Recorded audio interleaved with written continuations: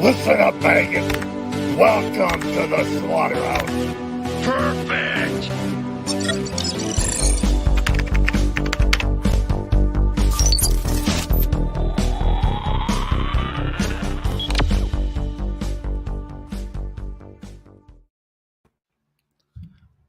Good afternoon from sunny Queensland. It is a very hot day today, but I'm struggling with a cold, so try and figure that out. I'm coming to you live through the power of the internet with my eldest son, Kyle Roper. And I got to say, the apple doesn't fall very far from the tree because this is a couple of handsome lads talking Marvel today. Definitely a couple of handsome lads. How are you, Kyle? Good. How are you? Oh, well, I just said I got a cold. Are you listening? I am not well, but I'm going to soldier on and do this anyway. I've got Marvel in the background there because we're talking She-Hulk. If you do happen to see She-Hulk move between panels, it's normal. That's part of it. That's part of the show. So, Kyle, tell us about yourself. Just obviously grew up with you and always surrounded with action figures, whether it be G.I. Joe or Marvel, always just around that. Obviously haven't really read much as in terms of comics to do with Marvel at all, just really seen most of the MCU stuff and the series. So I think, Phil's mate. This is Phil from Treasures of Trigger. Which one's Zazel? Which one's Zazel? Exactly. So I've widened a little in my old age, but and Ken says that he'll be back in a bit. Hey, gents. Good to see you. So Kyle, I think that for you, your first foray into Marvel really was the Spider-Man movies, the original ones by Sam Raimi. Yes, yeah. Tobey Maguire's Spider-Man. Right. So which for me is my favorite, just because it was the first, I reckon. Yep, Nolan's in the house. Channel member Nolan, how are you, buddy? Hello. Evening. Yeah. So I do still enjoy the Sam Raimi Spider-Man movies. I do think that when he came back, Tobey Maguire came back with Andrew Garfield. Brilliant moment. Yeah. I think they both did incredibly well, and it was just really good to see them again, right? Even Andrew Garfield, which I think got a bad run with his movies. And people say he stole the show, and I think rightfully so. I think he really brought it. But it was just great to see the inclusion of those characters that, you and I experienced together. You know, we took you to the movies to see Spider-Man. In fact, you reminded me of a funny moment where you got the web shooters. Ah, yes. You want to share that story with us? All right. So obviously had your old web shooters in the little canister bottles, and we took them to McDonald's, and we just started blasting a window with the spider web. I'm pretty sure, the target was a pickle that was on the glass. On the window. There was a pickle on the window, and you and your brother Josh both had web shooters each, and those canisters do not last long with that silly string, sticky silly string, and it was all over the McDonald's window. We didn't care though. It's McDonald's. Nah, it's McDonald's. Classified in the house. Hi team. Hello. No, that was definitely a memory that holds in the old memory bank. So when we were growing up, well, when I never really grew up, but when you were growing up, you were surrounded by action figures from the very beginning, because I would have a display of them, whether it be G.I. Joe, Marvel. Oh, the Lilith 1978 is in the house. Good to see you. How are we doing this morning? Hello. It's just hit afternoon here, so we're doing well. Like I said, I've got a cold, but Kyle's doing well, I think. Yeah, just hot. I should have put the aircon on, but it is hot. Well. It's right behind you, isn't it? Yeah, too lazy. It is. Too lazy. I'm already seated. I'm too seated. You know what? What's actually funny is that my aircon is like right there, and I haven't turned mine on either. It's like the apple really doesn't fall far from No, we're just gonna sweat it out. Yeah.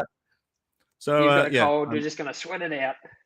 So because I've got a cold, I've decided to. I wasn't going to do it, but I've decided to treat myself to a bubbly Sunkist. But you're an orange drinker or an orange drinker yourself, right? Yes. Probably my favorite beverage is a Fanta. I'll probably have 2 to 3 of those a day. Right. You drink 2 to 3 Fantas a day, and you will start looking more like me, mate. You need to maybe cut back a little up bit. On the Fanta. So we're back to the Marvel stuff, though. So you had all these action figures around your house, and one of the stories that I like to tell people is that even though I had these collectibles around the house, it was not like they were overly sacred, right? If you guys wanted to play Transformers, you guys could grab the Transformers. You could play with the Transformers. Break the Transformers. You break the Transformers. Yeah, right. And you did. None of them survived today. And those were some of like the most expensive Transformers I ever bought. You reminded me of a story about my masterpiece Optimus Prime, though, which I'd forgotten, but you reminded me of it last night. Yeah, probably the most memorable Transformer figure that you had for me, is that Optimus Prime. I think Uncle Todd had the did you have the trailer with that as well, or did Uncle Todd just have the one with the trailer, the command center? So Uncle Todd had a different Optimus Prime that did have a trailer. Mine was the Masterpiece version 1 Prime that I had in my collection, and that one at the time did not have a trailer. No. Nah. But it did have a button on the shoulder. Correct. It did. Yeah. And you mentioned that you were sick yourself. Yes. Yeah, had a tummy bug or something. I just was vomiting through the night, and Dad goes, "Here you go. This will bring you some comfort." And give me the Optimus Prime. So don't spew on this one though. Right. Tuck you in with Optimus Prime. He'll keep you safe, but don't throw up in his matrix. Excellent beards on the stream. Oh, thanks, buddy. Thank you. We got a bar weep, grana weep, ninny bong. Do you know what that is, Carl?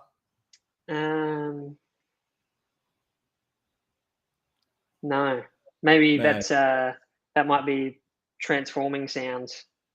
Because I wouldn't know how to type that in. True. No, but that's the universal greeting from Transformers the movie. Oh, okay. So yeah, we so none of my Marvel Legends that I had at the time survived to this day. I think I've only got a couple. I've still got Galactus left. I've got like most of the big ones still, like Galactus, Giant Man, and all of those ones. I've still got those still, but the rest of them went to the wayside because we played with them so often that arms would break.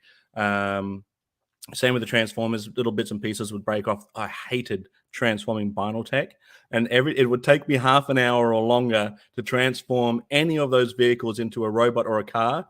And then when you were done with it, you were like, okay, can you transform it back? I was like, oh my God, this is another 30 to 45 minutes of my day gone. It's like, okay. Yeah. Can you transform this one, Dad? Can you do that? Well, the good thing though, Josh just mostly wanted them in car form so he could park them around the room. Yeah, and he wouldn't want to drive them either. He would just want them parked. So this is the garage. This is where they're parked. Yeah. He was definitely big into just vehicles. Anyway, so we're here today to talk about, because we're both Marvel fans. I've always sort of grown up with the comic books and then transitioned to the cartoons. And then that sort of led me to the MCU, finally after the Spider-Man movies, the Blade movies, the X-Men movies, and all of those. So I think I've got a little bit of a different perspective as far as it comes to how I enjoyed or didn't enjoy this show. Whereas for you, you sort of came in through the media of Marvel, right? The movies, the TV shows. I mean, I know you're also pretty big on the DC shows as well, like Flash and so forth. Yeah. And what was that one where they go sort of hopping through time and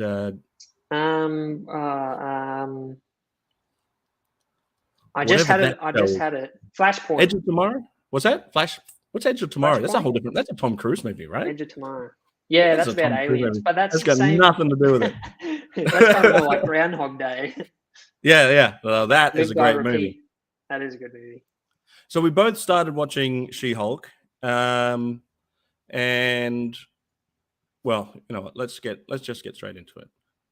She-Hulk. Now, we're not going to go over and over into every single episode because I don't see the value in that. We're just going to touch on points that we like. So, as a whole, though, what did you think of She-Hulk as a character?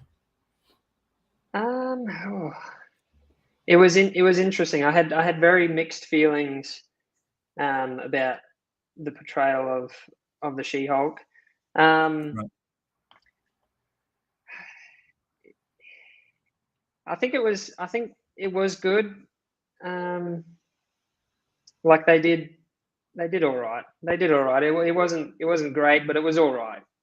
I think it's fair to say that for you, She-Hulk was the least draw to the She-Hulk show, because I know that you're a fan of Daredevil. You like the Netflix Daredevil show, and I think that was your hook. Your hook was Daredevil's going to be in this. I'm going to check out this series. 100%. We've got a couple of legends just dropped in. TJC, morning, Zazel and Kyle. And we've got Ryan Sweeney, trying to remember Ryan Sweeney as well, saying, hello all. G'day, buddy.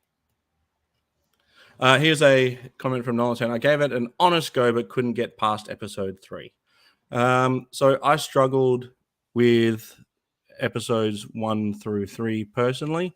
Episode 1 was probably better overall than episode 2 and 3, but only because of the inclusion of the Hulk. So I knew that there was going to be some inclusion of the Hulk, and I was like, so I'm not against She-Hulk as a character overall. Like I quite enjoyed She-Hulk growing up. I enjoyed her run. I enjoyed her while she was in. Here we are. William says hello. Second live stream. And James, aka Ratface44, just dropped by at the bar. Have a good night. Oh, thanks, buddy. Have a beer on me. If they say drinks are on the house, careful how you get up there, because it's a hazard. So I like She-Hulk comics. I like She-Hulk as part of the Fantastic Four. Did you know that she was part of the Fantastic Four at one point? No, I did not know that. So she replaced the Thing for a while, who I think was on Battleworld or Elseworld, some other world, Battleworld, I think, right? So then I wonder if she slept with Reed Richards. No, maybe the Human Torch. Maybe all of them. I know that she did get with Juggernaut at one point. Oh, okay. Hercules. I'm trying to think of who else. I'm not sure who else, actually. Just those two that I'm aware of at the moment. Maybe Tony Stark?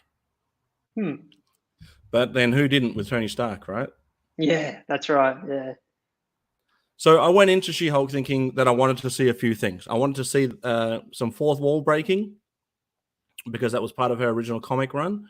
I wanted to see that sort of transition, because she started off briefly as like a savage She-Hulk.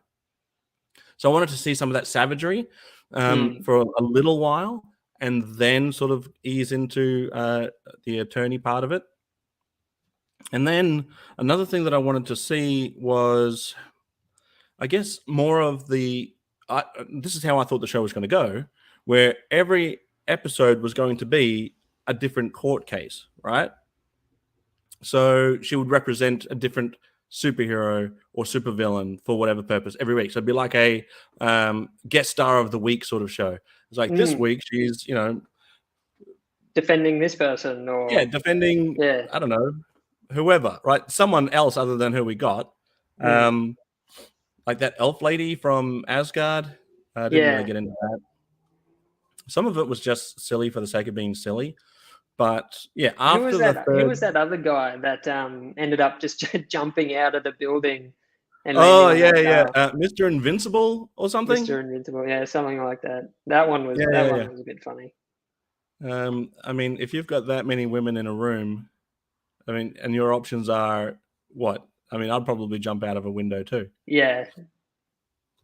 But I thought that the character of Jennifer Walters and She-Hulk, I thought the cast was well done. I know that there's a stunt body double for when she's in She-Hulk form.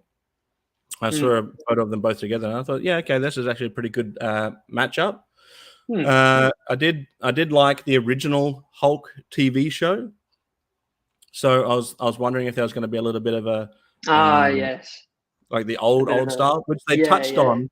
They touched on that a little bit on the final episode where they recreate that opening. It's like very old theme set back in like old television days. Right, and they've got a big bodybuilder in green paint to be the She-Hulk. I thought that was great. Yeah, that was good. I did like that. I wish they'd got. I don't know who did it, but if they had gotten Lou Ferrigno to be She-Hulk in that end scene, that would have been great. I don't know who they got for it, but that would have been cool. So I think, it was a She-Hulk show, but I think the least interesting part of the She-Hulk show was the She-Hulk story, because I didn't know where it was going to go, and I didn't really care. At some point between episodes 1 and 3, I didn't care. I didn't care where it was going to go now. Like, I had to keep tuning in. My youngest son was sitting next to me watching me going, why do you even watch this show? I said, I don't know. It's a sickness. I need to just check it out. I need to know what's going to happen. You never know what you're going to miss. So they sucked me in. But I was thoroughly not enjoying it at all, except for when they introduced the best character in Marvel history, Donnie Blaze. Donnie Blaze. No, look, Donnie Blaze. The episode with Donnie Blaze himself was, I guess I don't know. Like, we'll just skip Donnie Blaze, but I mean, it was a funny episode to a degree, and it was probably the first time that we actually got any action because She-Hulk starts fighting those creatures from another dimension. But I think more interestingly is the inclusion of Tim Roth's portrayal as Emil Blonsky. What did you think of the transition from how he was in the Incredible Hulk movie, where he was that military-minded person, to how he is in the She-Hulk show? So yeah, obviously, he was in that prison for a while, and he's probably changed a bit there. But he is definitely a different person, different persona from the Incredible Hulk movie, right. Which I was kind of a little bit disappointed with, because I would have liked to have seen a bit of his rage, a bit of his old attitude. But yeah, it was honestly just a different person. Well, I don't. So he was very briefly in Shang-Chi, which is when we realized that, okay, he's coming back now to the MCU.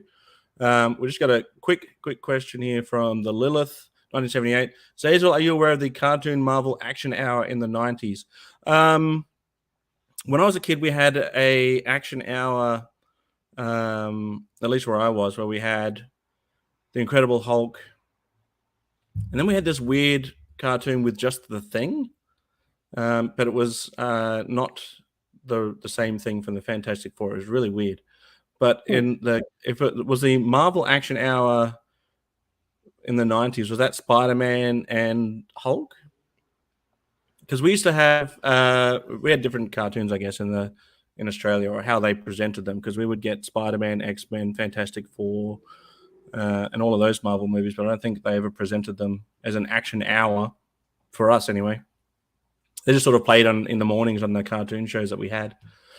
So for Emil Blonsky, for me, I don't mind the transition in character, because I mean, after a while, you got to do something different, right? I mean, what left is there to do? For me, in the 90s, Abomination sort of became an anti-hero anyway, and he used to live in the sewers. He was helping homeless people, and so this fits in a way to that sort of mold. The only thing that I did think was weird was that he had it was Iron Man and Fantastic Four. Oh, it was on Channel 10. Did they call it the Marvel Action Hour? Because I remember watching both those cartoons. I just couldn't remember that they both had them on Channel 10. Was that on What do we have on Channel 10? Was that Cheese TV? That was Channel 10, right? Anyway, I remember Toasted TV, but that was probably in the not the same thing as Cheese TV, mate. Cheese TV it opened up as two young teens, live action stuff, two young teens acting like they had broken into the studio and they were broadcasting cartoons to kids and they weren't supposed to be there. Oh, great gimmick. Wow. Great gimmick. Yeah, that is good. So the thing about Emil Blonsky is that he had all these wives, right? Yeah, yes. And then he gets released, he goes back to his compound, and you never see them again. No. And I think if you look at, we got Classified's not a fan of cheese, same. Gazz is here, big thumb kiss from Gazz. Oh, careful, I've got gems. Oh, you might get a computer virus. What was I saying? Oh, yeah. So you know how sometimes they have, well, they don't, it's not sometimes, they do. They have the animation parts at the end of it, like the painted pictures at the end. Yeah. Sometimes they have little snippets of stuff that they didn't show in the show, right? So at the end of this particular episode, when he gets released, you actually see him waving goodbye to all his wives, and they're all upset and crying and stuff. So I guess that means that he just didn't need them anymore. Like he just went on and did his own thing now. He didn't, yeah. Weird. But, okay, it was called the Marvel Action Hour, and Stanley did intro to each episode. It was on a Saturday morning. So part of my growing up in the 90s was living in the Northern Territory. So I might have missed, we didn't have all the channels, so I might have missed the Action Hour, but I did watch the cartoons, just not as far as I can remember them being lumped together in an Action Hour. So there you go. Yeah. My first viewing of the X-Men cartoon was on VHS because they didn't show it on TV. So I bought it on VHS because that was the only way I was going to watch it. And I watched the To the Ends of the Earth, that VHS, until it wore out. It was the Night of the Sentinels, which I think had like 3 episodes on it. I think the as far as I can remember back, the first sort of Marvel cartoon that I'd watched was Wolverine versus the Hulk. At least that's the most memorable one that I can remember from when I was. Yeah. But that was cool. That was pretty cool. That was a cool cartoon. There was Wolverine versus the Hulk, and then there was Thor versus Hulk. Thor versus Hulk. Yeah. So that was pretty later on. But I also remember, I think on VHS. Oh, sorry, I'll let you read that one. There you go. On VHS, we had some sort of Spider-Man cartoons as well, but it had Madam Web in it as well. Yeah. So that was also on TV. That was the Spider-Man animated series, and I think I purchased that one because it also had Daredevil in it. Yes. So apparently in season 2 of the Marvel Action Hour, She-Hulk was introduced to the Fantastic Four. So there you go. Wow, okay. I did enjoy those cartoons, and they often would interlink. So you would see sometimes you'd see people from the Fantastic Four, you'd see them on the Hulk show, you'd see some people from the Hulk show in Iron Man, you'd see people from Iron Man and Spider-Man and X-Men. I think in Spider-Man they did like a mini version of the Secret Wars, and they had a bunch of the characters from all the cartoons in the one show. So let's talk about cool. As funny as Emil Blonsky was, and I did enjoy his portrayal. I'm glad that they gave him a shot at freedom, because what bugs me is that he was hired to do a job, which was to take down the Hulk. The Hulk, right. Right, so it was his job to take down the Hulk, but he got out of control and was imprisoned up until very recent times. Meanwhile, the Hulk is out there running around being a Hulk, and then all of a sudden he's Smart Hulk and he's not in prison. He's just out there living his life on an island. That seems greatly unfair in comparison. Yeah, because he was a war hero, right, in the Incredible Hulk. I don't know exactly what he was, but he wanted to be the next Captain America. That's what he thought he was getting into. He thought that they were. He was given because he was given superhero serum too, wasn't he? Well, they were trying to Or create something they were like trying to that to a recreate degree. the super soldier serum, and it went wrong. Which is why there were Hulks, but it definitely didn't work for Emil Blonsky because it turned him into a literal abomination. Yeah. And but he did one thing, right? He did one thing, and he fought the Hulk in a city. And then he went a bit mad. Let's be fair, trashed a lot of stuff. But the Hulk did that infinitely more often than Emil Blonsky did. And he paid for it by being imprisoned for a very, very long time. Justice. Where's justice for Blonsky? Yeah. And I'm a huge Hulk fan. And I'm probably Hulk is like probably my number one favorite character. And the fact that I'm saying that the Hulk shouldn't have been given free reign while Abomination went under, doesn't seem fair. But we'll do a quick comparison between the two because this is from Shang-Chi. I pulled the Shang-Chi image because it just looks better than the She-Hulk one. And I think we can all agree that that's true.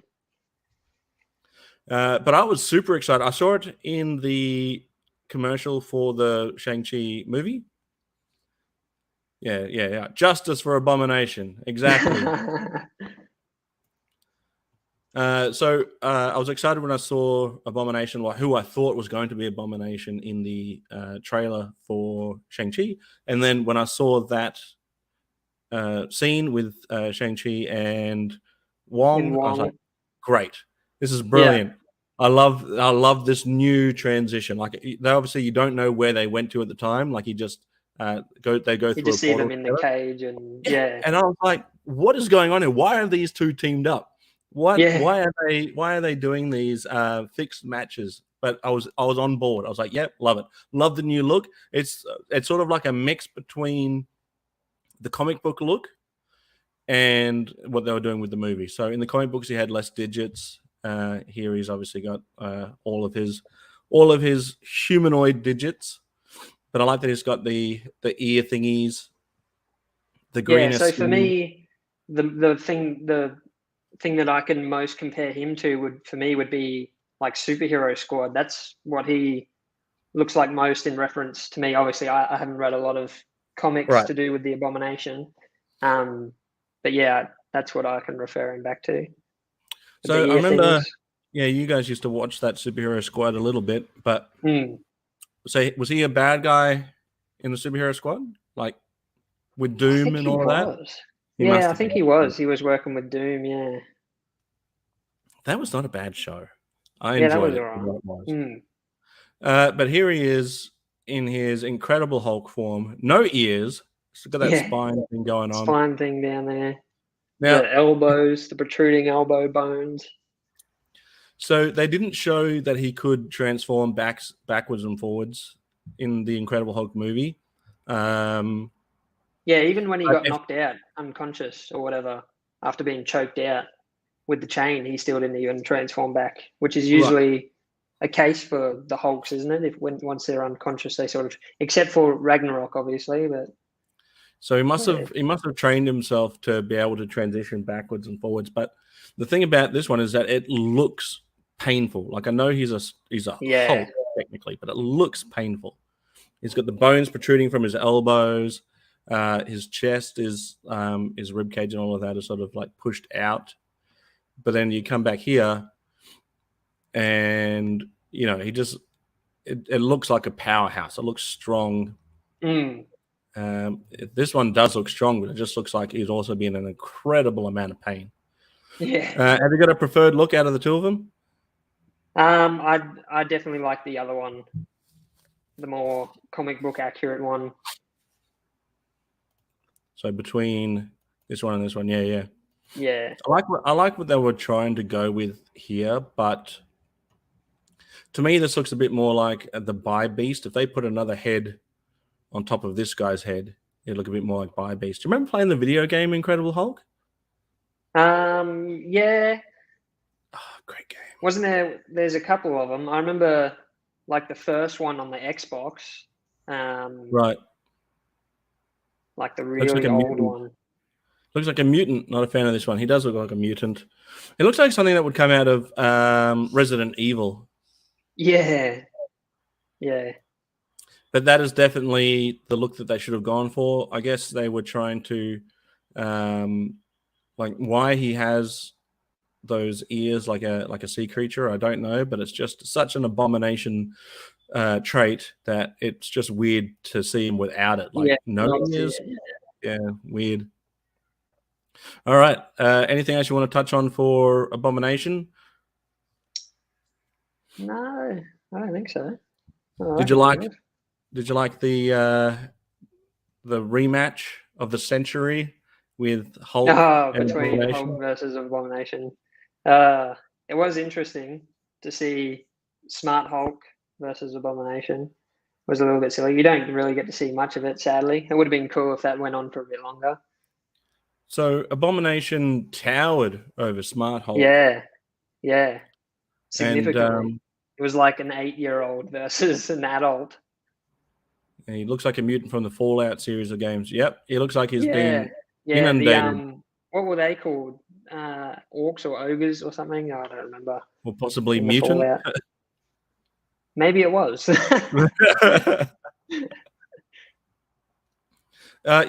they have a quick battle before it's deemed that no, we don't want to see this. Yeah. This is not happening. And I'm like, actually, I kind of do want to see it. Like, I want to see it. Maybe not in this. Oh, they were super mutants. Okay. Thanks for that. Maybe not in this context, but I do want to see them go up against each other again somehow. Yeah. And I'm sure that'll happen. But when it was mentioned, we don't want to see these drawn out CGI battles at the end. I was like, actually, we kind of, for this show, you need it because you haven't given us much more. I didn't when they. Go on. All right. So when I tried to rewatch the series before we went live, and it was a struggle to get past the first few episodes. Yeah. I think I watched the first one again, and then I got to the second one. Got halfway through that one, I was like, I can't do this. But that it would have been a saving grace if they'd just done even a little bit more with what was happening at the end there. So Jim Largo prefers the Abomination with the ear fins. An Abomination-centered show would have been more interesting. I think if they end up bringing all the Hulks together for a show like they did with what was that? Agents of Smash. I think that'd be cool. That'd be pretty cool.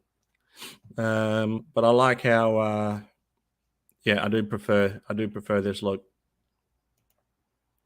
All right, moving on to. Did you finish what you were saying, Carl? I think so. Yeah, good. All right, well, I moved on anyway. Perfect. So, Smart Hulk for me in the 90s was my preferred Hulk. I know a lot of people prefer like Hulk Smash, whatever, right? But excuse me for a moment. But for me, I liked the way that they portrayed Smart Hulk in the comics. I don't know if you're aware of it in the comics, but he went Smart Hulk for a while, and then there was this moment where Betty died, and it enraged Smart Hulk so much that he reverted to Bruce Banner form, and Bruce Banner was savage.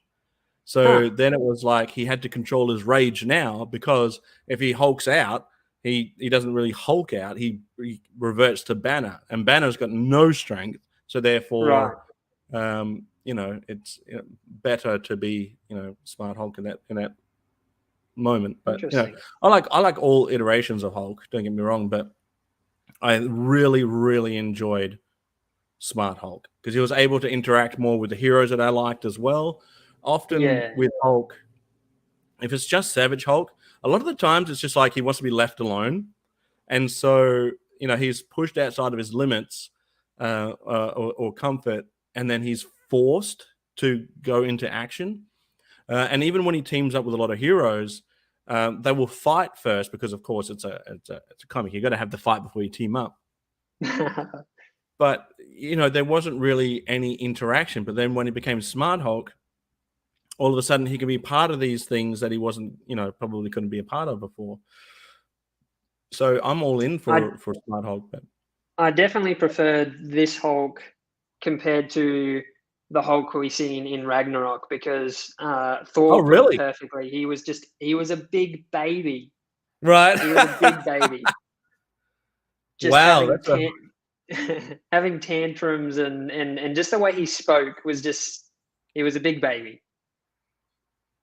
So I like Smart Hulk for the movies, but I do like seeing him in Savage Mode. Yeah, I did too. I like all of the iterations of Hulk. But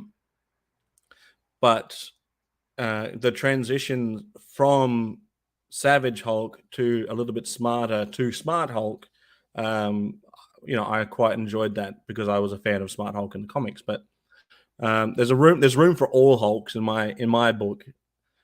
But I think my favorite Hulk's probably Eric Banner's Hulk. That really? My favorite Hulk. Yeah.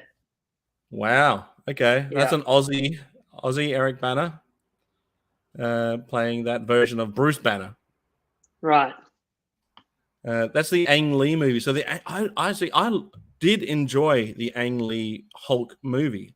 I thought that it was well cast. I thought it was well acted, but it does take a while for the Hulk to come out. And then there's technically there's 3 different Hulks, like, because when he first hulks out, he's not quite as big, and then by the end of it, he towers. Yeah, which I love, because obviously more rage-induced Hulk. He just keeps getting bigger and stronger, and it was great. Yeah. Jim says it would have been nice to see the other Gamma Power characters like Doc Samson and the Leader show up and menace the Hulks. I have a feeling would have been interesting to see the Leader. If I'm not mistaken, the Leader is actually going to be showing up in Captain America: New World Order. So, and played by the same guy that was in the Incredible Hulk. Turned Bruce back to Bruce. Got rid of the Hulk. Yes, that guy.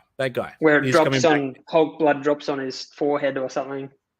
That's what I was going to say. That reminds me. So if that turns him into the Leader, what did you think of Todd injecting the blood into him and then turning into the Hulk King? What did you think of that? Yeah. It was weird. He was a weird looking Hulk, wasn't he? He just looked very strange. Look, I don't know what they'll see. So did that even technically happen, though? Because She-Hulk rewrote the ending. So did he even inject himself is the question. Like, she undoes pretty much the entire show. The entire show is they're trying to get his the blood from She-Hulk, because She-Hulk's blood has powers, right? Right. It healed the Hulk.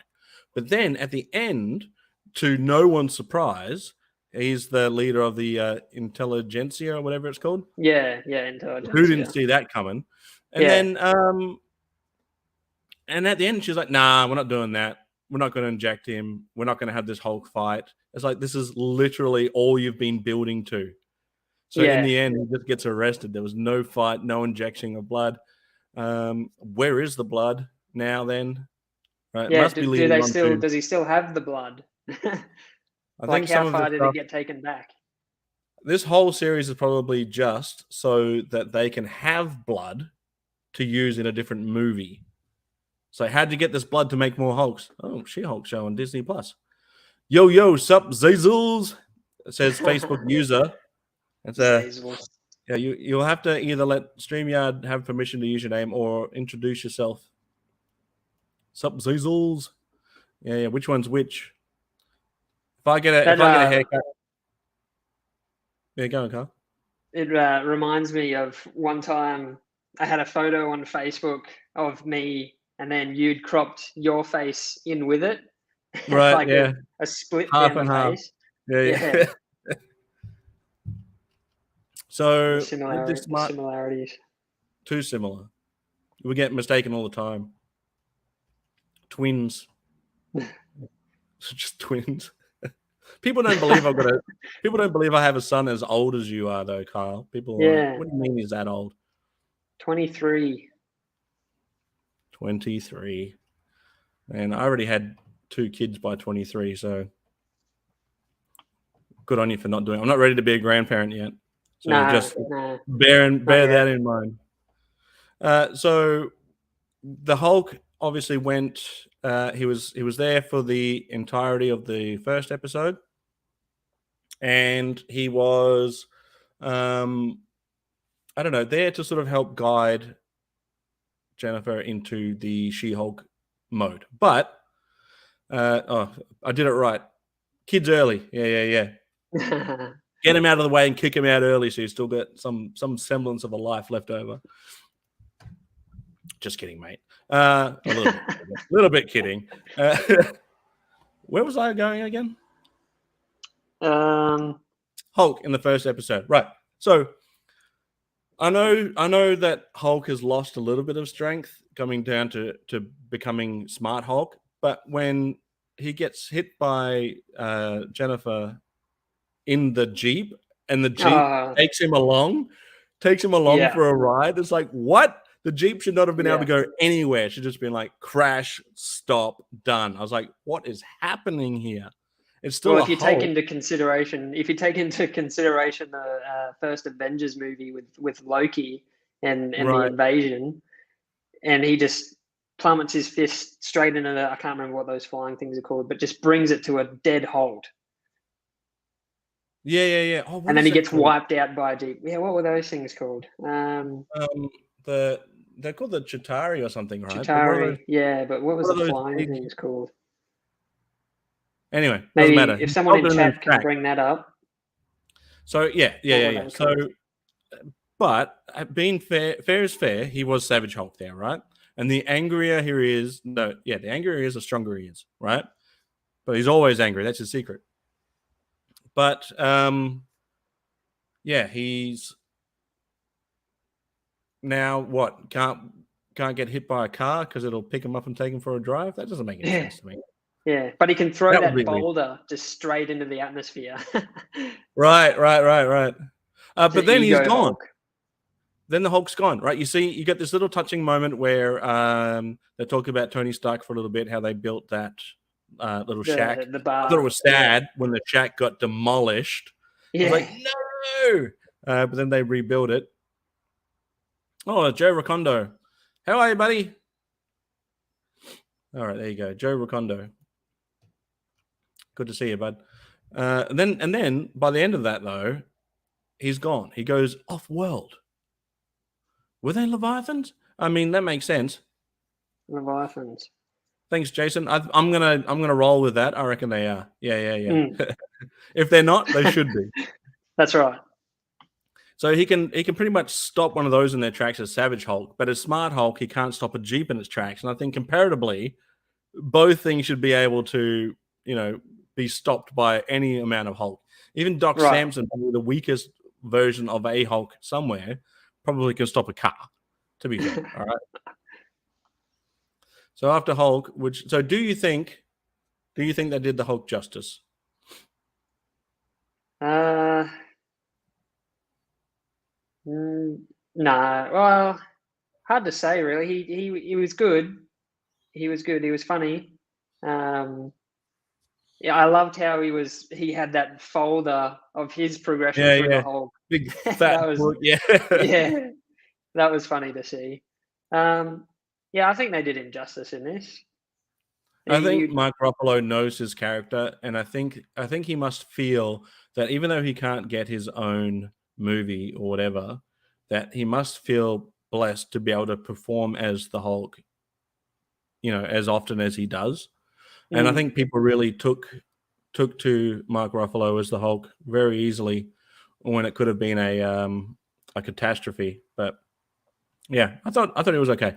I thought it was fine. I liked that he'd been taken off world because he couldn't be there for the entire thing because I think the problem wasn't his show. I want to say off the bat, right? This is not a male versus female thing. I think there's a male perspective and there's a female perspective, right? And we are not the same. So we are going to have different perspectives on these things because of that fact. And when women are writing for men and men are writing for women, we don't quite get them, right? In either capacity. We don't quite understand it quite right. And that's just normal. And that's why I think there's, oh yeah, Marcus Hulk. I like him too. So, you know, a lot of men like Ripley, right? We love Ripley from Aliens because she's tough, right? Tough. You know, we say it's not that we don't like women, we love women. Look at Ripley, we love a strong woman. And I was like, yeah, true. But even Trinity from the Matrix, she's badass. Oh yeah, badass. You've got Sarah Connor. You've got, you know, a lot of these really great action stars. But then I think to myself, could that role technically then be played by a man? All right, that was written by men. Could a man have been Ripley? I think originally Ripley was supposed to be a man, and they just made it a woman. Which means that my theory is true, is that we just don't get each other. We just don't get it. That doesn't mean that we have to be on opposite ends of everything, though. We can come together and like something together for what it is. It doesn't always have to be, you know, men versus women. But here we are. What everybody really wanted to watch this show for was the inclusion of Charlie Cox as Matt Murdock. I'm going to say straight off the bat that I was both excited and a little bit hesitant for the inclusion of Matt Murdock. Now, he obviously had a very, very great show on Netflix. On Netflix, yeah. He was also in the Defenders series. I can't remember if he ever guest starred on anyone else's show, though. Like, I can't remember if he was ever in, you know, the Luke Cage show or the Iron Fist show. Or the Iron Fist show. Yeah, I don't think he was, exclusively. I think it was just the Defenders and his own series. Right. I know that there were some characters that, you know, jumped over, but I don't think he ever did, unless I'm wrong there. But from memory, I don't think he did. But we did see him again in Spider-Man, the latest Spider-Man movie. Comes back. Was very that one quickly. No Way Home? Yeah, it's No Way Home, right? So Spider-Man Homecoming, Spider-Man Far From Home, Far From Home, and Spider-Man No Way Home. Yeah. But I thought that there was a great quick clip of Matt Murdock in that movie. And then that's when we were told he's coming back. He's going to be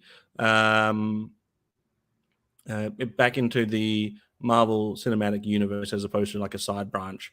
Because I know some Born of the... Again. Right. Well, isn't that what they're calling it?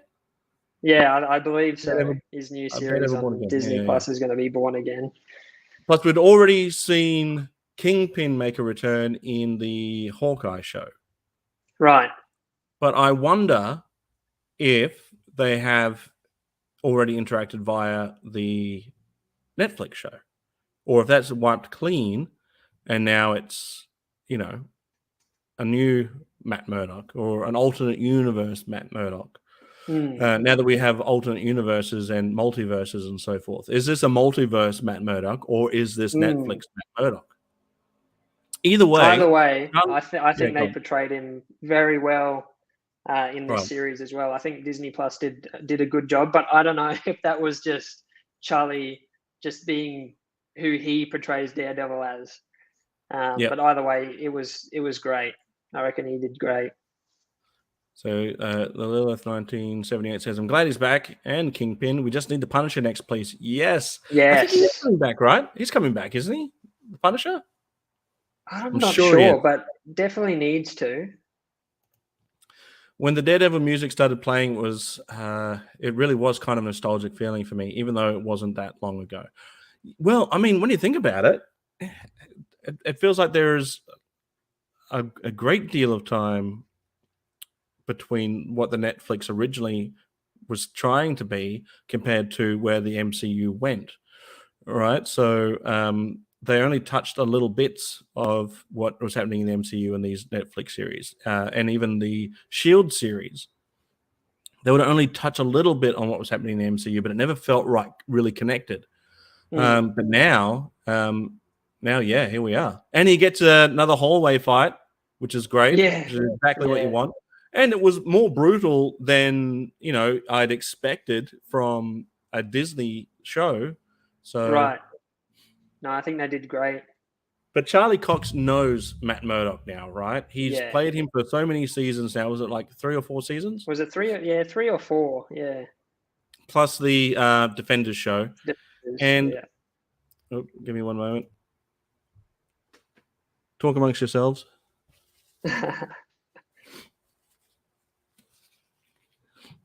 Sorry, I'm just struggling through this cold right now. Put a hoodie on. Yeah. Warm yourself up. But I think Charlie Cox knows Matt Murdock. He knows how to be him naturally.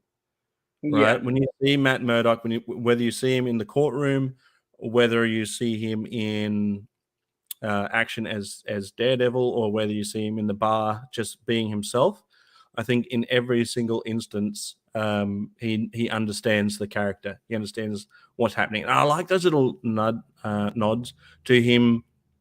Like, even though he can see the world around him technically in certain, as they call echolocation, he still has to play the part. That's right. So he has to not quite get his glass on the first try, get the barman to bring it around to him. But I thought they had good chemistry, Jennifer and Matt Murdock. So I wasn't against the idea of them hooking up. I was fine with them hooking up. I thought that was great. I would have liked to have seen the inclusion of Matt Murdock a little bit earlier in just some of this courtroom scenes, like have him be there for a few more courtroom scenes.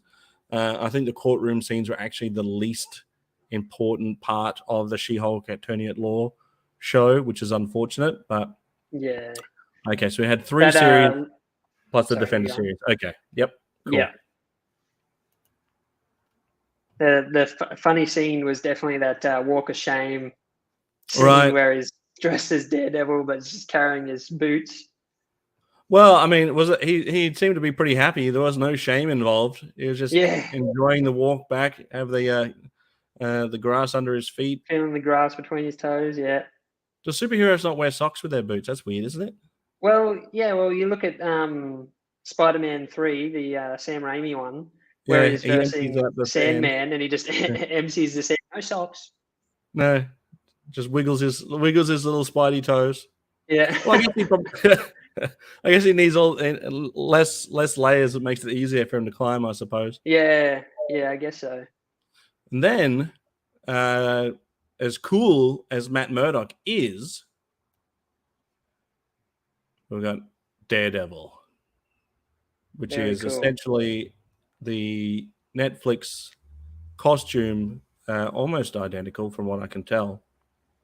Are the collared parts, is that added? I don't really remember. It's when they break it up in colors like this, I don't know whether or not it's adding if it's, I don't know. Yeah. So when it's all like that red color, do you lose some of the detail? And now that it's broken up into 2 different colors, you're noticing more. Accentuate all of these things that we just didn't notice before. The ketchup mustard. Yeah. The condiment. Oh, James is at the bar. Have a beer for me, mate. I'll take one. Nolan's cheersing. Cheers. I'll cheers to that.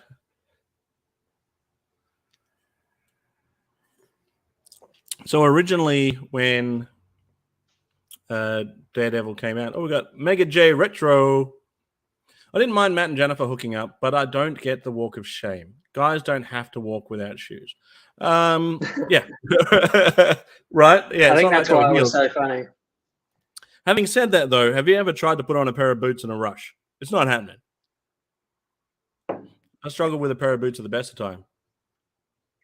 But like I said, I don't think that he did have a walk of shame. He was not in any shame. He was happy.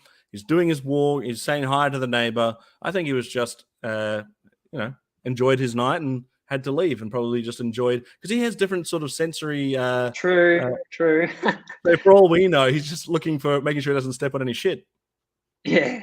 It's too late if he does. Hello to Scuba Pete. Hello. Coming to us from the bottom of the ocean. Thank you. I'm glad the reception's coming through clear. Yeah, he hooks in on the waves, on the wavelength. A A bit of nautical humor. But I liked his new outfit. I thought there was nothing about Daredevil that was a disappointment. Even in the last episode, where just for that comedic effect, they sort of just drops out of the sky. Out of the sky. Yeah. Just and a superhero landing. Yeah. But I thought, I was like, okay, well, at this point, she's broken the fourth wall to a degree that now, literally anything can happen now. Anything. So him falling from the sky is just, well, okay, that's fine. But I thought that he interacted well with her family. I think that they have good chemistry. I would like to see them continue to be a thing. There's no reason why they can't both have success in their own shows and still be able to come together. And I mean, they're already in a similar field. I mean, from a dating perspective, right? Finding someone who's also a superhero and a lawyer, I mean, come on. Yeah. Right? And she's a pretty attractive woman. He's a pretty attractive man. Although, does it really matter for Daredevil? Like, I remember the movie with Ben Affleck where he couldn't really see her face until it rained, and then he sort of saw. Yeah. It'd have been too bad if she was not attractive. You're like, ooh. Yeah. Nolan says, I don't mind this outfit. Good one. But if he doesn't sense the poop, that's one stinky walk home. Yeah, but at least it's not on the bottom of his boot, right? You got to be careful in the suburbs. Some dog owners don't pick it up. That's right. What's easier to clean, a boot or your foot? Yeah. Jeez. It's true.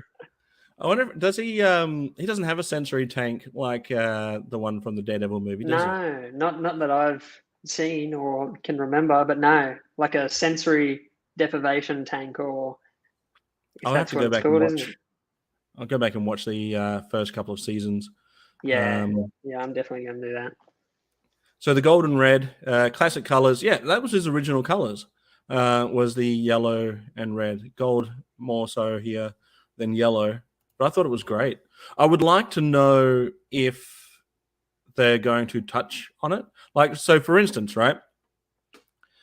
If this is connected to the Netflix show, then why has he transitioned to this uniform? Now, when She-Hulk says you're walking around wearing ketchup and mustard, it would have been hilarious if he was unaware of that. Right? If he thought it was all red, right? And there was just a design choice that I can't remember his name now. The costume maker, It would have been hilarious if it was like, I'm going to break up this red with a little bit of mustard, right? Yeah. It would have been hilarious if Matt Murdock had no clue that it had been mixed up. What do you mean mustard? Like, what are you talking about? I'm all red, right? Right? I'm the devil of Hell's Kitchen. I'm all red. So how did She-Hulk get away with throwing those cars around? And destroying that car lot. Now, she wasn't even Savage Hulk then, right? You can sort of excuse her breaking down that TV and stuff because she was enraged by what had just happened. But she's in the right state of mind at that point in time where she's throwing picks cars up around. Someone's car, throws it at someone who's essentially a human being without Hulk powers. Yeah, no powers at all. Like, really, like, he doesn't have healing abilities. Right. Yeah. It was like he bruises. I was happy that there was action involved, but just at the end, going, I'll leave some details. It's like Emil Blonsky couldn't get away with that. And Emil Blonsky ends up going back into custody because he turned back into Abomination. She-Hulk had to wear the same thing, and She-Hulk took off her inhibitor, and she became She-Hulk, and there was no repercussions for that. Well, didn't she get, or was that? No, she got let out from the prison, with that inhibitor in. Right. And then she took it off in the same location that Abomination didn't have his on either. Look, I have a question. With the inhibitor, does that just stops her from turning into a Hulk form? Correct. But it doesn't stop her from being able to break the fourth wall. So it's not I think that those are two very different things. Okay, yeah. So it's not like in Deadpool 2 where he has that neck thing on and it stops all his powers. So it's not like that. No. Well, I don't think breaking the fourth wall is technically a superpower, is it? Well, Is it? I don't know. Could she do it before she was She-Hulk? Well, she does it in the opening. Well, she does it at the opening, but then she's but she's already She-Hulk She-Hulk at that point. Yeah. Yeah. So the fourth wall, where actually we'll go, ha ha ha, the fourth wall. What's up with that? It really breaks the flow of the show, but it's a sitcom thing. So the thing about that is, I mean, obviously it was done in the comics, but it was done in the comics to a very smart degree. Like it was well executed. I think in the show, it was, okay, I don't know how we're going to forward this in a very quick amount of time. Just like, we're just going to info dump. Here's some info for you so that we don't have to show it. We'll tell you it. So I think that it could have been done well. In fact, I think that this show would have benefited from being more like how the beginning of WandaVision was, where it was like really into the sitcom. All right, make it more of a sitcom thing, like WandaVision was. But then we had another comment here saying, She-Hulk property damage doesn't matter, only if Jennifer's Prius gets damaged, right? And then it did. Yeah. The Lilith says, I think it somewhat connects, but Marvel's still sorting what they want to use and what to put in the bargain bin. That's to do with Netflix and how they're going to interconnect. Does that mean that Deadpool and Jennifer share the same knowledge that they're characters in a show? I think Jennifer definitely knows that she's a character in a show. Yeah, in a show, yeah. Deadpool. But does Deadpool know that he's Ryan Reynolds? Well, yeah, because he shoots Ryan Reynolds in the back of the head for when he's not going to do Green Lantern, right. So, I mean, I guess so. That'd be an interesting conversation. Like, sometimes Deadpool is just Ryan Reynolds, right? And he's so owned that character, so it's going to be very tricky for them ever to recast that. But, yeah. Are you two aware of a comic run of Sensational She-Hulk, the TV series on Disney Plus? Similar thing, tearing out a page. Yes, so that's what I'm referring to. So there were some instances where she would literally go to the editor of the comic and go, yo, this is my comic. What's happening here? And she'd rip out pages that she didn't like. Yeah. So she broke the fourth wall in the comic and sometimes tore her own pages out. Huh. That's pretty cool. Deadpool actually knows he's a character in a movie. He does, but he knows that he's a character in the comics as well. So the comics, he breaks the fourth wall and talks to the reader. Right. There was a comic recently where he and Spider-Man are teaming up together, but Deadpool knows that he's in a comic and he's trying to convince Spider-Man that he is also in a comic, but he's like, what are you talking about? Right. Either way, She-Hulk did it first, but I think Deadpool does it better. Yeah, I agree. Oh, my throat. The Sorcerer Supreme, Benedict Wong. I was so glad that he returned. And I did enjoy the team up between Wong and Madison. These two were the best part of that episode with Donnie Blaze. What a team up these two made. I loved those two together. I loved Wong's patience with Madison. I love the fact that Madison challenged Wong. I would love it if those two were a team up always. Yeah. And I'm actually all right with Wong continuing to be the Sorcerer Supreme too. I don't think that Doctor Strange has to be the Sorcerer Supreme. No. I'm happy for Wong to take that mantle. I would like to. Yeah, they do need their own show. They do. Yeah, I would watch that. I'd watch that. Love Wong. Yep. Same. But yeah, I think I'm interested to know where they're going with the Abomination. I thought it was hilarious that at the ranch, Blonsky was like, we don't have Wi-Fi. We don't need that stuff. But then Wong turns up and he's like, oh, do you have Wi-Fi? He's like, yeah, we got Wi-Fi. He's like, okay. Yeah. Yeah. He's like, he's had enough of this life. He wants to, go back and how they even started teaming up, I would love to know how that came about. Yeah. So and I would love to see more teaming up with them as well. There seems to be a lot of cool stories happening that we're not seeing. Yeah. And we're lumped with the stories that we don't really want to see. Yeah. But yeah, these two, great. Loved it. I would love to see them again in any capacity. Wong is... Benedict Wong is Wong. The nothing wrong with that. And I think that if Abomination continues to show up in, where is it that they train all their people again? What was that place called? Sanctum. I don't know. Santorum. Well, not the Sanctum Sanctorum, but like the big place where they got under attack by Wanda. Taj Mahal or no. Yeah, sounds like that. I'm sure of it. The Taj Mahal. They all hang out at the Taj Mahal. If it actually is that, imagine if it is that, and I'm like, no, you're an idiot, and it actually is. I feel like it sounds like that.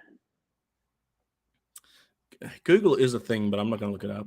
Anyway, so yes, those two I thought were great. I'd like to see the inclusion of Blonsky, and just see whatever happens there with those guys. And then we got Leapfrog. Now, I'm all right with the portrayal of men as idiots. Yeah. But not all men have to be idiots in your show, right? There's a lot of social commentary about how men are in the real world, but we're not all idiots. I mean, I'm clearly an idiot, but Kyle, you're smarter than I am. Oh, I don't know. Maybe we're pretty equal. Pretty equal, yeah. Okay, well, you're not helping my argument here, mate. Anyway, here we are. Thanks, Pete. Thanks. You weren't half wrong. I wasn't. Yeah, I got the Taj right. Yeah, and there's a Ma in there, so. Yeah, all right. You weren't half bad at that. Thank you, Scuba Pete. Oh yeah, Kyle, you brought this up to me, didn't you? Yes. Harrison Ford might be playing rock. That would be awesome. And then that would obviously make him be able to transform into who? Red Hulk. All right, good. Yeah. You seemed a bit nervous with that answer, but you got it.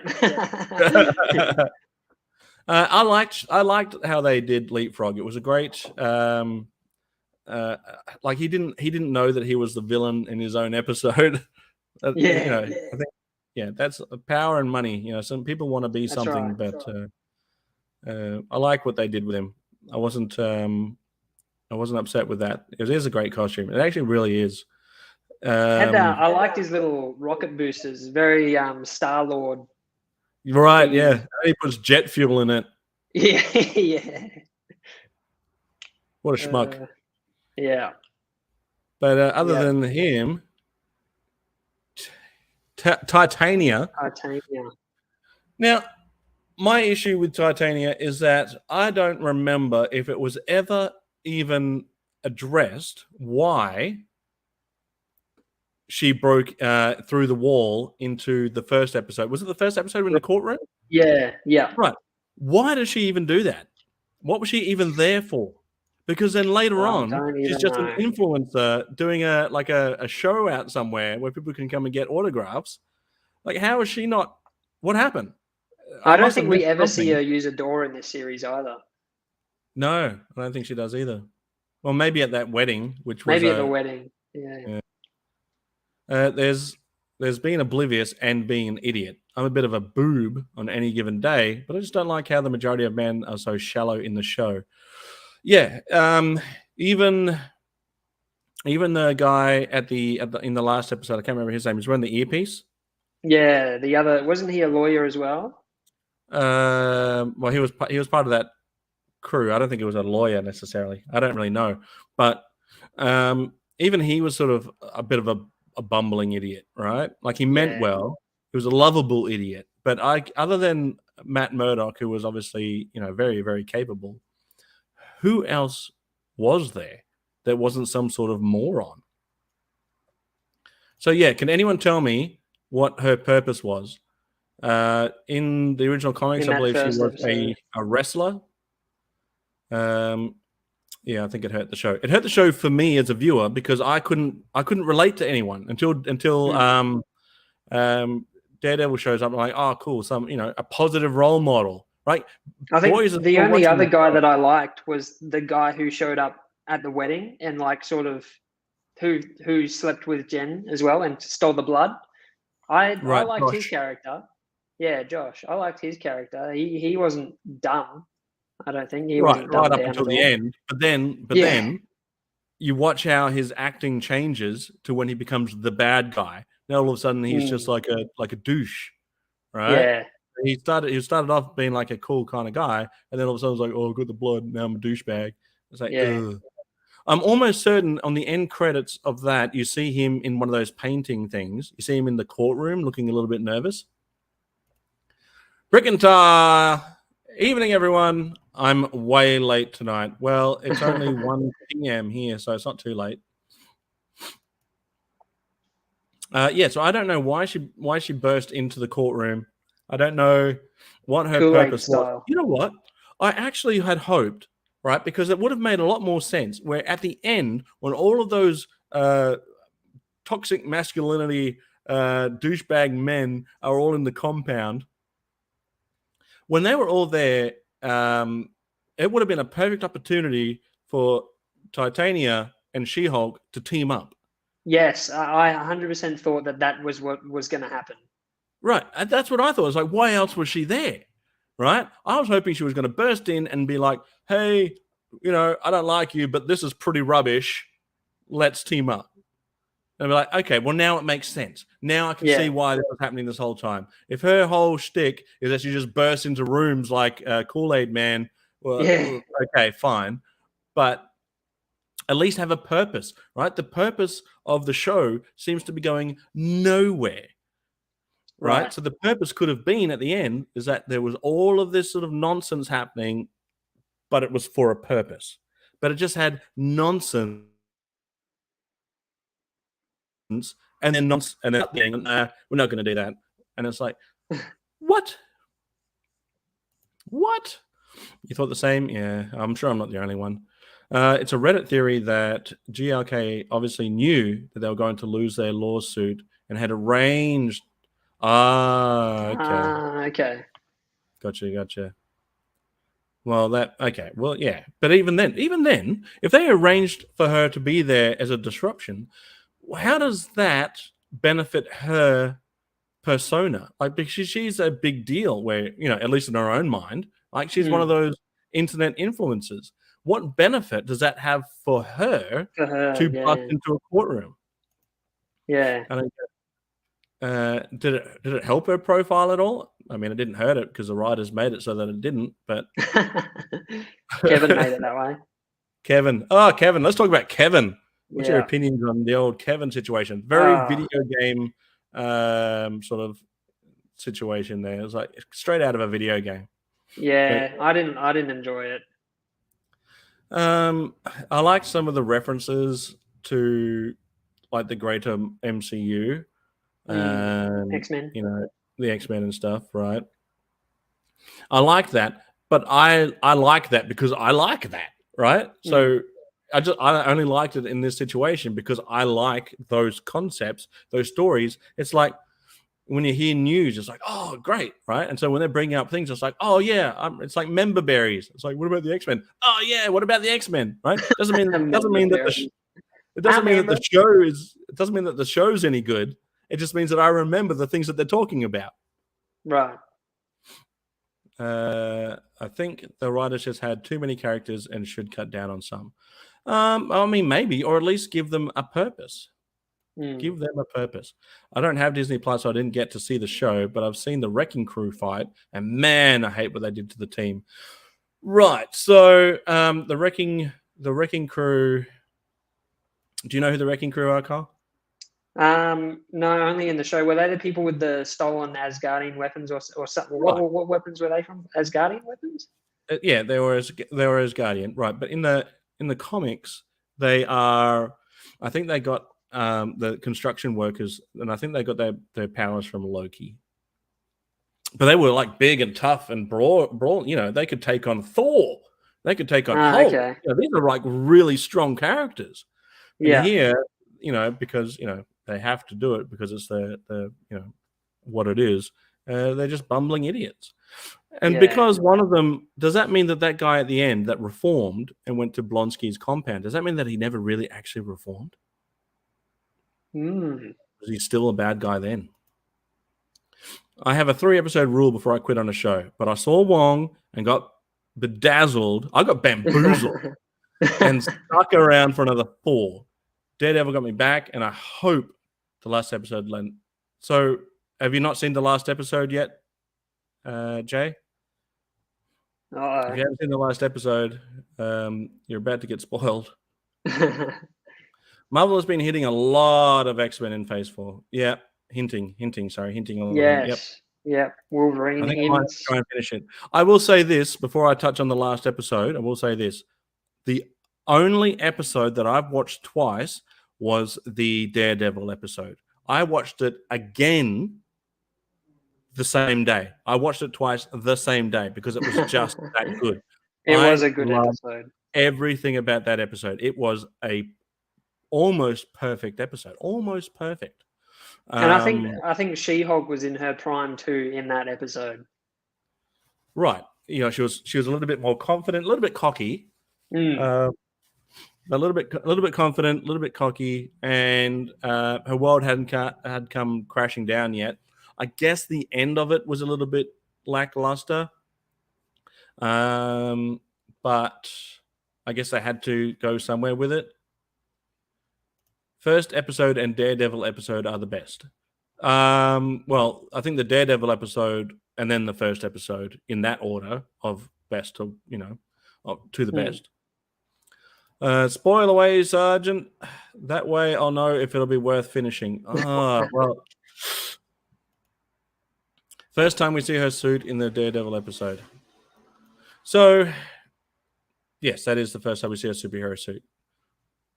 Oh, Classified. Thank you very much. Good chat, guys. Have to go, but we'll catch up later. Hope your cold eases. Yeah, I got to ease my disease. Ease disease. It is disease. Yeah, thanks. That's great. Yeah, that's very funny. Thank you for the super chat, channel member Classified. That's Australian dollars, $7.99. So that's rent. That's rent money. Okay. So if we're going to spoil, we'll just talk about the last episode. First of all, before we do go into, did you enjoy the last episode? It was. I liked it, and then I didn't like it, and then I liked it, and then I didn't like it. I think I didn't like it more than I liked it. Yeah. Because obviously it was building to something, but then when it got to it, it erased it. So therefore, technically, nothing happened. Yeah. Did he inject himself with the blood? Did the Hulk and Abomination technically go up against each other? Why was Abomination taken back to prison for something that She-Hulk just did? Yeah. They both should have been technically taken away. Anyway, so I think if it was owning up to what they'd done, then right. She should have gone back too. All right, final image that I've got is here. Now, if you didn't know by watching the show who that was, who would you think that was? If I didn't know by watching the show. If you didn't know who it was, if you didn't know, because if it was me, I'd look at that and I go, is that Hulkling from Young Avengers? Is that a Skrull? Yeah, is that a Skrull? Yeah. What happened to the rest of his hair? Yeah, what is up with that? He's got like some sort of mullet thing going on, but not a mullet. Right, clearly, at the moment, I'm in no position to talk about anybody's hair, considering the mop thing that I have all over my face right now. But and Australia are pretty known for some shocking haircuts, like the mullet. Oh, but this, it's like he went to the hairdressers, and then Hulk showed up, and he's like, "We've got to go." He's like, "But I haven't. No, got to go." Yeah. So I was like, "Lol, okay, I guess I'll be out for now, Planet Hulk. I'll go watch it now." Well, The thing is, so they very briefly at the end tack on the introduction of Scar.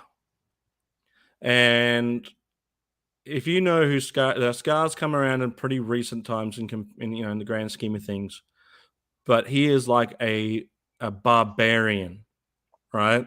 A barbarian, lived on the war-torn world, was left behind by Hulk, obviously, because Hulk had no idea who he was. If I remember correctly, the woman that Hulk loved fell pregnant, and then when she died, Hulk didn't know that she was pregnant, I don't think. And when she died, I think he was born through that, that thing, right? That whole violent thing.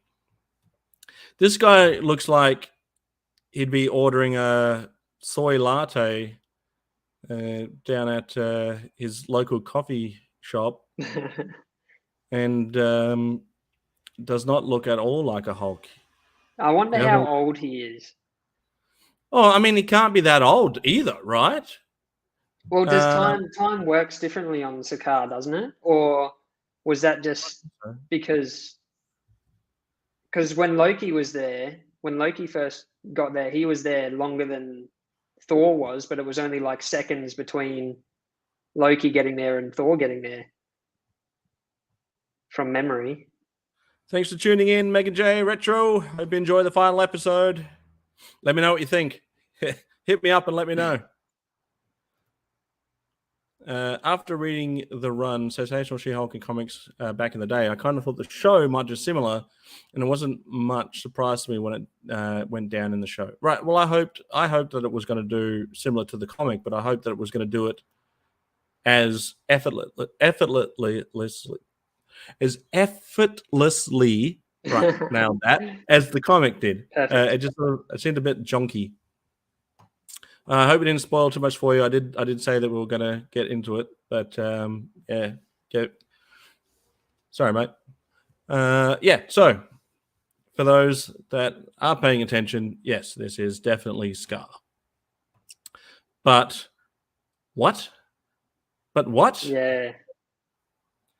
So now we've missed that whole thing. We've missed that whole storyline. And the problem with Hulk not being able to get his own movie is that they have to do things around the Hulk. Like World War Hulk was Hulk going into this world that Thor went into in Ragnarok. That was Hulk's story. Hulk went into there, and Hulk had to go up against the Silver Surfer. But in Thor's movie, it's Thor going up against the Hulk. So Thor took the Hulk movie. Yeah. Thor took Hulk's movie. And now we don't get to see any of this sort of stuff, but I was glad that he returned. I didn't think he was going to show up at all. I thought he was gone. Yeah. I thought he was gone, and that's it. And we'll figure it out later. But no, he turned back up, and turns out he's got a son. But yeah, I mean... he turned back up, and then it got a raise, and then he turned back up again. Having said that, we have to remember there has been a time jump in the MCU because of the blip, remember? True, right. So Ragnarok and where we are in the MCU now, there's actually been quite a great deal of time that's gone by. Because Ant-Man's daughter is a teenager, or nearly an adult now, right? And how long was he gone for in this show? Because it seems like it would have had to have been months or so, if not longer. Yeah, maybe. Good question. I think this show also suffered from not doing things seasonally. Like it should have had like a Christmas episode and a Halloween episode, or be like a proper sitcom. I think that would have been should have leaned into that a little bit more too. Anyway, yeah, Scar. So overall, then recap. What did you? I don't think I'm ever going to go back and watch it again. I might watch the Daredevil episodes, but I don't think I'll watch the whole series again. I thought the Werewolf by Night show was brilliant. Oh, that was Werewolf good. By Night, brilliant. The inclusion of man thing. Oh, should have given the show a laugh track. But where would you put it? There's no real comedic timing there. No. I always thought it was weird that Scooby-Doo had a laugh track. It's very weird. The original ones. Anyway, yeah, I don't think I'll go back and watch it again, except for the Daredevil stuff. And yeah, I won't watch it again. I might go back and watch it when the new Daredevil. Is it a movie or a series coming out for Daredevil? I think it's going to be. I think it's a series. Yeah. I'll go back and check it out then. I might even go back and check out the Kingpin in Hawkeye again too, just to catch up with the characters. Because I need to go back and watch the whole series of Daredevil just to really reconnect with Charlie Cox as Matt Murdock. Yeah, Werewolf by Night was simply amazing. It was brilliant. It was absolutely brilliant cinema. I wish it was going to be like an ongoing. If it was an annual, like Halloween special.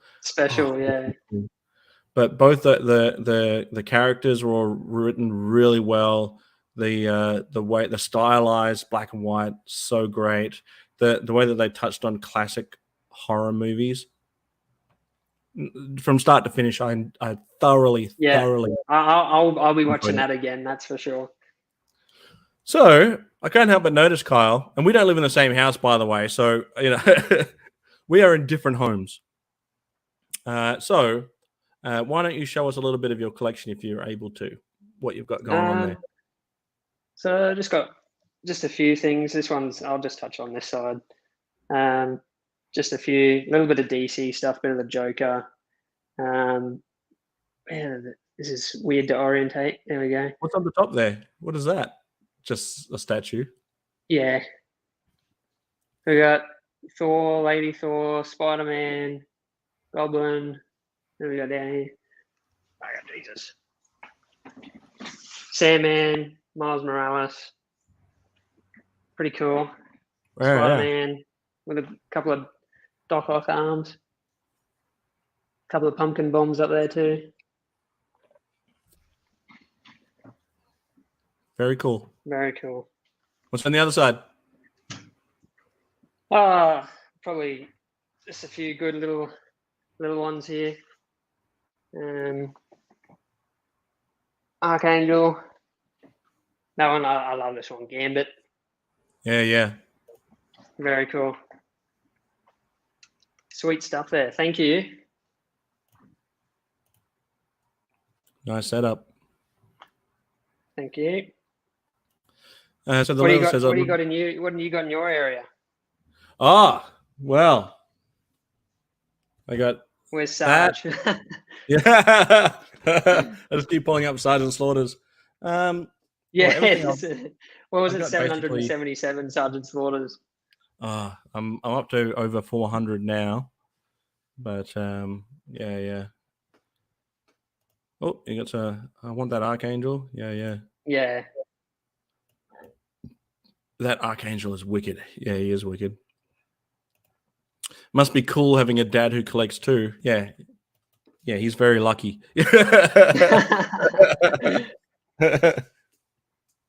No, a lot of my collection is still in the garage.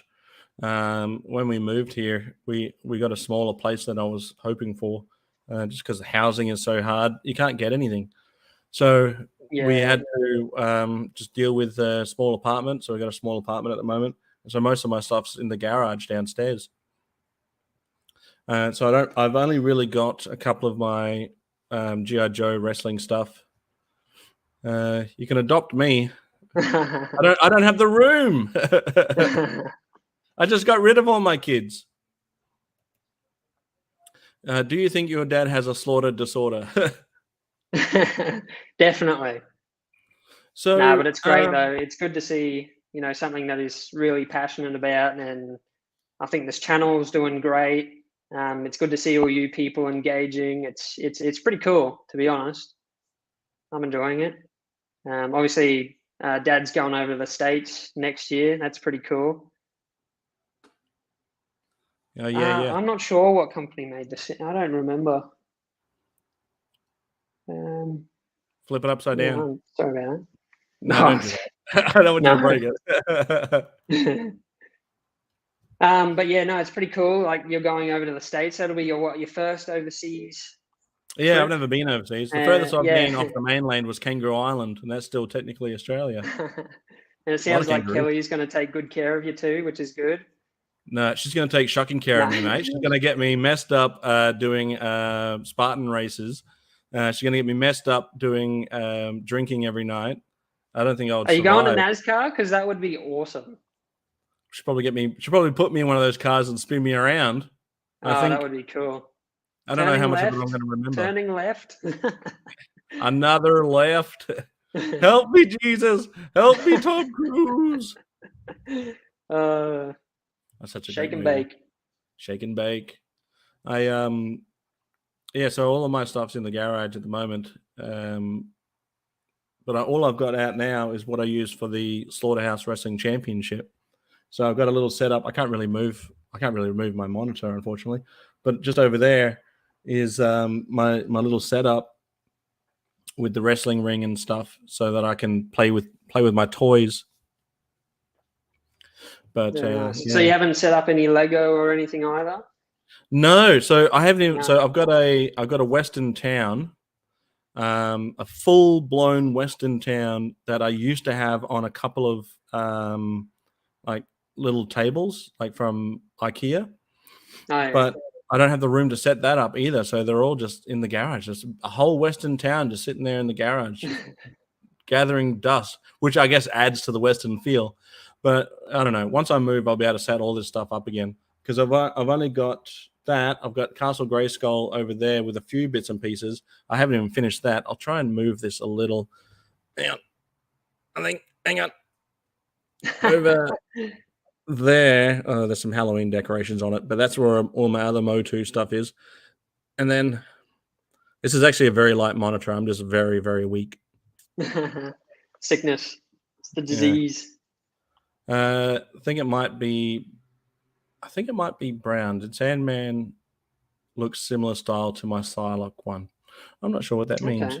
That must be something to do with your statues. The only statue I've got is a Peter Venkman statue that you got me. Yes. Yeah, I remember that. I think that was that a Father's Day present or a birthday? One of the two. They're so close together. When's Father's Day? September. When's my birthday? November. All right. They are pretty close together. People ask me all the time, they go, "Oh, you got kids?" I said, yeah. And he goes, "How old are they?" And I'm like, fuck. Give me a minute.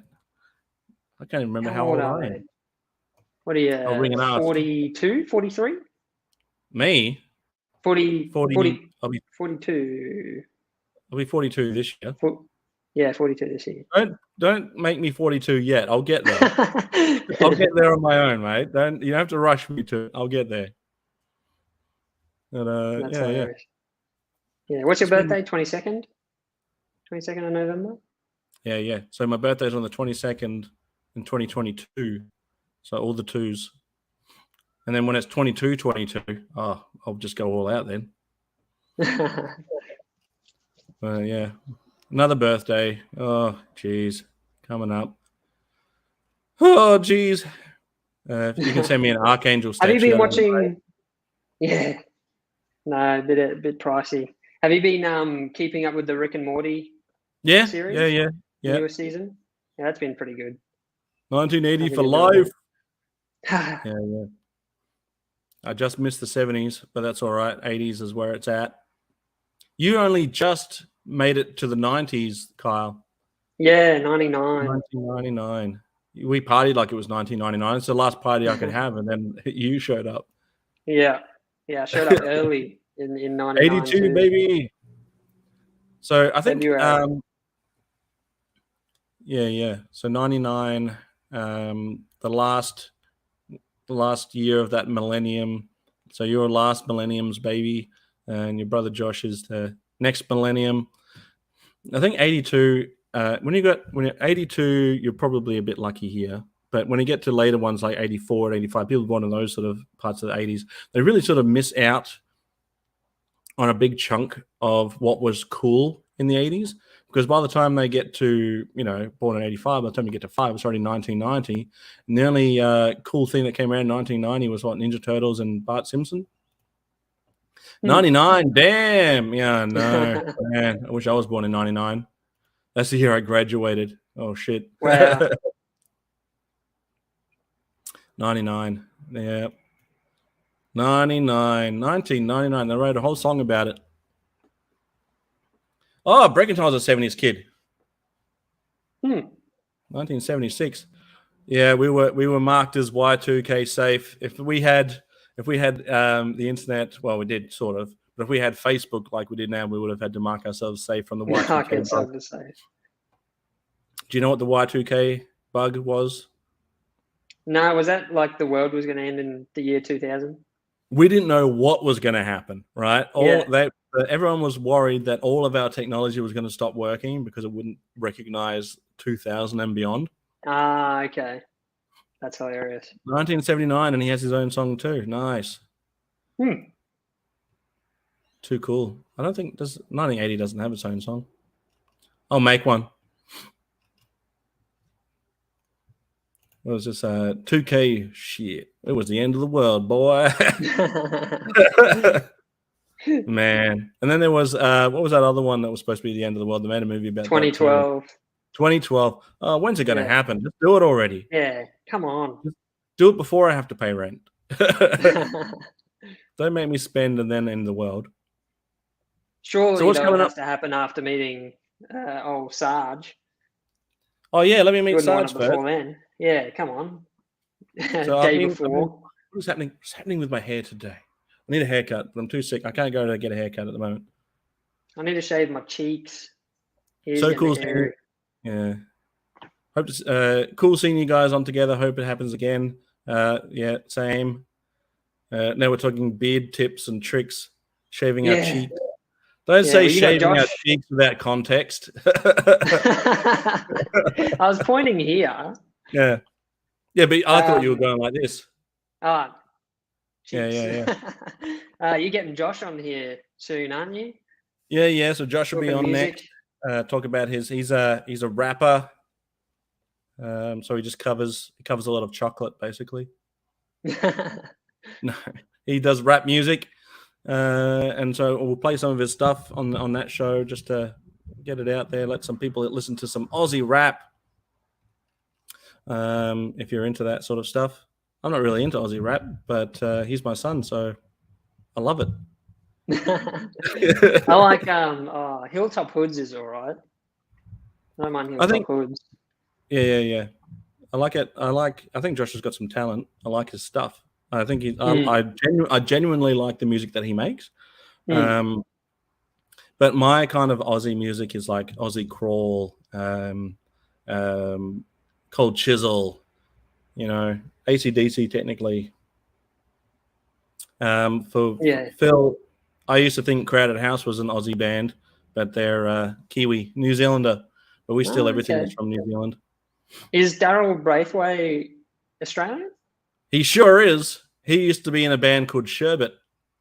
When Zazel turns 42, his hair's going to turn grey and he's going to wear orange and join Tiger Force. Nice. What are you laughing at? You don't know what that reference is. Yeah, I know that one.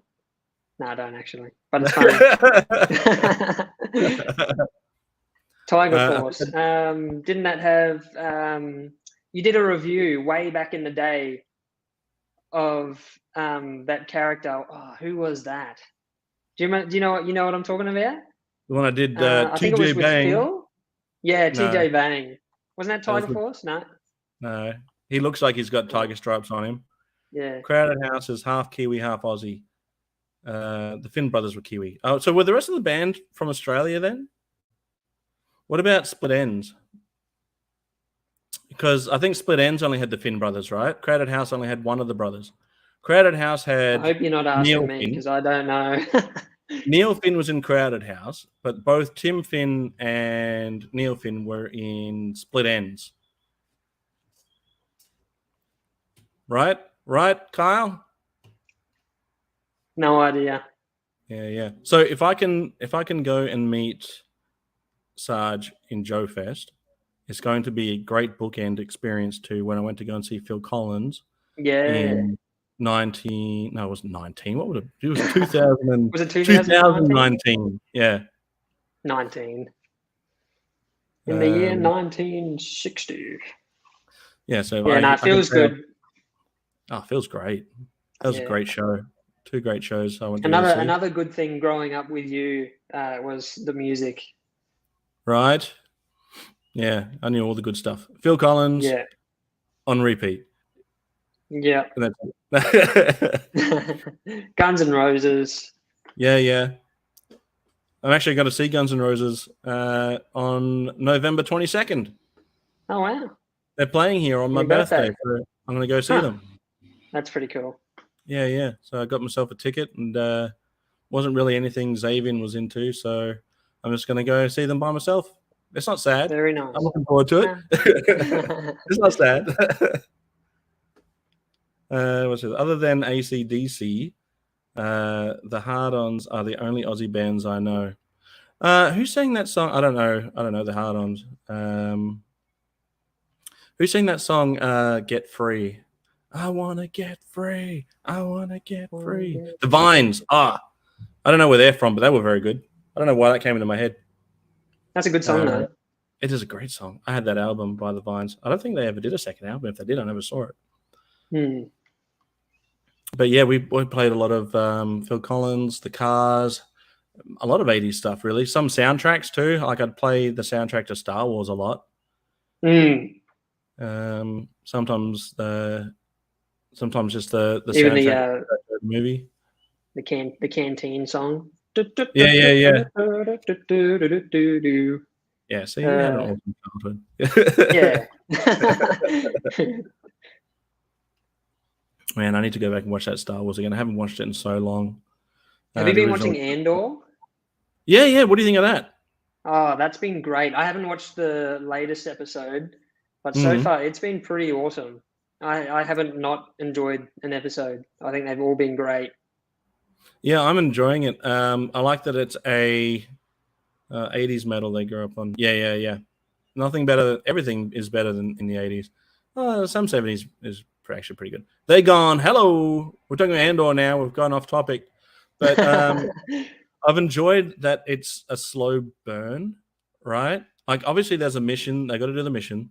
And they're building up to this mission. So we know what the end goal is, and we know that the characters are coming together to do this end goal. And I think that that's brilliant, right? Yeah. It's not over convoluted. It's not overly complicated. It's a specific mission that they have to do with a specific group of people. Let's just hope they don't break the fourth wall and talk to Kevin and erase it all. No, it wouldn't be Kevin though, would it? It would be what's her name? Who's ruining Space Commander? We'll put it ruined. Who's ruining Star Wars at the moment? Kathleen Kennedy. So it'll be a robot called Kathleen. Yikes. Andor is great so far. Was disappointed with Kenobi. Yeah, disappointed with Kenobi too. Oh God. Never not watched She-Hulk. So you've always watched it. Okay. Andor is the best part. Like there's no Jedi and it's all normal folks. Yep. So yeah, not every Star Wars story has to have a Jedi in it. Did you enjoy what was it? Rogue One? Is that the one that had Andor in it? The character of Andor was in Rogue One. Are you aware of that? No. Well, you've seen Rogue One, right? I have. Like when it first came out.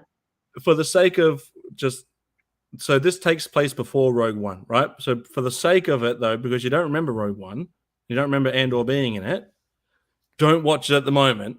Watch it after Andor. Okay. But yeah, Andor is great. There's a few nods to the prequel trilogy, like they went to the Senate. You've got that was cool. Some of the actors are coming back to play the characters that they were in previous iterations of Star Wars. Rogue One. The movie was really good. Honestly, the only movie of the Disney era that I've enjoyed. Yeah, I didn't really like Solo. I didn't really enjoy. I tried to, as much as I could. I tried to enjoy the sequel trilogy, but I just can't. What was the What was the one with Kylo Ren, Palpatine, and whatever her name is? What was that movie? Ray Skywalker. Yeah, Ray. Which one was that one? Return of the Skywalker? Was that one? No, Rise of the Skywalkers, right? Is it Rise? Yeah. Rise of the Skywalker? I didn't really enjoy those movies, to be honest. The one thing that I did enjoy about that last movie was seeing Wicket, the Ewok, again. And I never thought that I'd be so excited to see an Ewok again in my life. Rise of Skywalker. Yeah. Thank you. Rise of the Skywalker. Yeah. That's a shocking trilogy. And I really, really, really tried to enjoy it. I don't know. There was something about it that I just couldn't enjoy. All right, Carl, we're almost at 2 hours, mate. Do you want to wrap it up there? Yeah, let's wrap it up. Yeah. All right. Well, so bad that you can't remember its name. Yeah, it is so bad. But I want to thank everybody in the chat. I'm looking forward to Willow too. Oh, fuck yeah. Have you ever seen Willow, Kyle? You must have seen Willow, surely. Well, check out Willow on Disney Plus. And then there's a new series coming out, so hopefully it's just as good. Okay. But I want to thank everyone in the chat for being here and hanging out with father-son duo. Kyle, thank you very much for hanging out, agreeing to do this with me. No worries. Thanks for having me on. Remember to sub, share, and for it all again for the replay. Cheers, buddy. Love Willow. Please do like this video. Kyle, I'll have to have you back on the show again. Yeah, definitely. I might not even have to be here. I'll just put you on full screen and you can do the show for me. I'll do a split screen and I'll just name half of me Zazel, the other half Kyle. Yeah. Also, yeah. If I look like I ate two of you. So, there's a little bit of a disparity. Well, maybe just one of me. 1.5. Yeah. Anyway, but yeah, thanks, buddy. I appreciate it. It was fun hanging out for almost 2 hours talking about a show and then dipping off into other stuff we actually enjoy. Great bunch of Aussies. Thanks, mate. Thanks, Thank Phil. you. Thanks, fellas. See you in the next one. I'll be actually streaming live again tomorrow. We're doing a triple threat. So it'll be starting here. So and then jumping over to Toy Domination and then jumping over to GoFigure. So it'll be what time is this kicking off? It'll be early tomorrow for me. So time zones being a thing, it'll be, I'm not sure. I think I start at 8 a.m. So maybe it's 6 p.m. Eastern Standard Time. Don't quote me on that. Just find the link and check for your local time zones. I can't keep up with everyone's time zone. It's so wild. I'll make an appearance in the chat. Oh, sweet. All right. Are you subscribed? Yeah, of course. Yeah, you're lucky. I like all your videos. Don't look just now yet, though. Well, yes, don't look just yet. What's your favorite one? Remember the one with Sarge? Yeah. Yeah. Oh, yeah. Yeah, that checks out. No, it's been cool watching. See you later. No, it's been cool watching you talking with Ken and Kelly on there with Sarge. It's been pretty cool. Pretty cool watching them. When I first started this channel, I had no idea I was going to be hanging out with so many cool legends. I'm not worthy. I'm not worthy. But a lot of cool people in the chat, a lot of cool people on the show. No one as cool as you though, Kyle. So thanks for being on here and hanging out, buddy. I appreciate it. No, that's all good. Thank you. It's been good. All right. Well, love you, and I'll leave you. Love you. At ease. You're dismissed. Oh wait, we'll do our outro. We'll do an outro song. Which one will I do? Let's do this one for Space Commander. Everyone loves this one.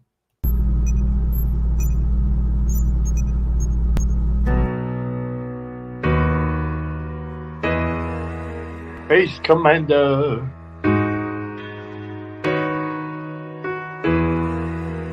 Space Commander. Space Commander.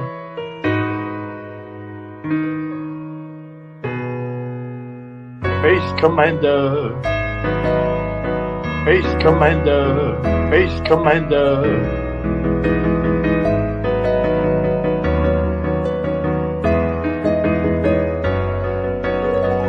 Space Commander. Space Commander. Space Commander.